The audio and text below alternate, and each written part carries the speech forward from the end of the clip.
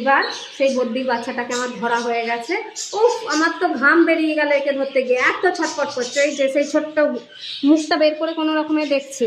একে এবার আমি আমার যে ঘরে সব বদ্রিগুলোকে ছেড়ে রাখি সেই ঘরে ছেড়ে দেবো। চলে এই ঘরের মধ্যে আমি সব পাখিদের আগে ছেড়ে রাখলাম।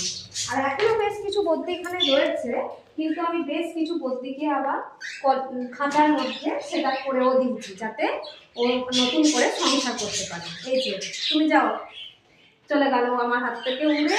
কি সুন্দর ছোট্ট বেবি, হাত দিয়ে ছাড়তে কি ভালো লাগে।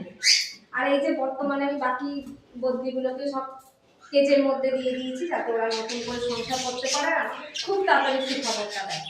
আর এখানে তার সাথে সাথে আমার ঝুলি জলি ওরাও ছাড়া থাকে। আর ঝুলি জলির মধ্যে দেখছি এখানে আমার জলি রয়েছে আর জুলির একজন রয়েছে, কিন্তু জুলির পাট্টু কোথায় গেল? দেখা যাক আজকে কোথায় গেল জুলির পাট্টু। জুলি, জুলি, জুলিকে তো দেখাই যাচ্ছে না। তো মনে হচ্ছে কিছু একটা সুখবর আমি পেতে চলেছি। আসুন দেখি কি সুখবর। জুলি আমাদের নতুন হাঁড়ি চয়েস করেছে, ডিমও দিয়েছে।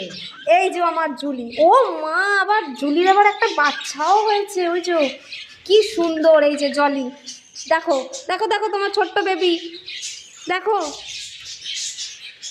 যাবে না তুমি তোমার বেবির কাছে? যাও যাও। ও মা, কি সুন্দর চলে গেল দুজনের মধ্যে বসে পড়ে। আবার তুমি বেরোলে কেন? তুমি আবার বেরোলে কেন? এই ঝুলিটা মহা দুষ্টু। ও বাবা, আবার তাড়া করতে আসছে। দেখুন, আমি তোকে খাইয়ে মানুষ করলাম, আমি তোর পালিত মা, তুই আমাকেই তাড়া করছিস। দেখেছেন বন্ধু, যেই না ওর ডিম থেকে বাচ্চা হয়েছে অমনি ও পালিত মাকেও ভুলে গেল। ঠিক আছে, ডিস্টার্ব করবো না, তুই থাক তোর বাচ্চা নিয়ে। আয় জলি, তুই আয়।